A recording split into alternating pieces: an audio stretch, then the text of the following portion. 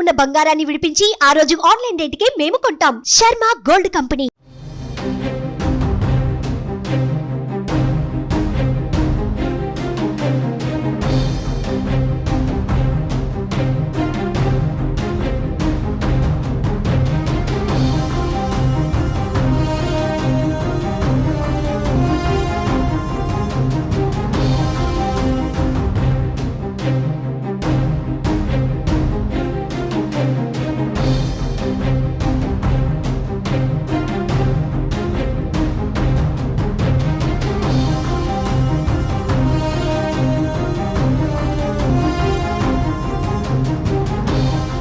Andhra Pradesh assembly ఫలితాల్లో trends మొదలయ్యాయి. తొలి ట్రెండ్స్ లో టీడీపీ, జనసేన, బీజేపీ కూటమి అత్యధికంగా కనిపిస్తోంది.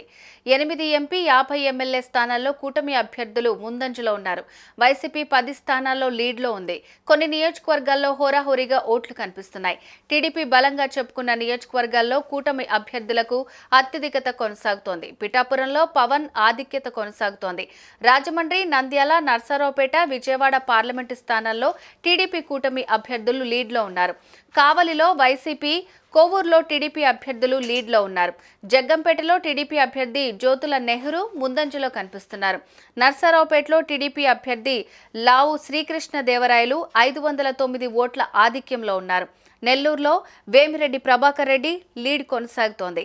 విజయవాడలో టీడీపీ అభ్యర్థి కేసినేని శివనాథ్ 1300 ఓట్లతో ముందంజలో కొనసాగుతున్నారు. తూర్పుగోదావరి, ముమ్మిడివరంలోనూ టీడీపీ అభ్యర్థి ఆధిక్యంలో ఉన్నారు.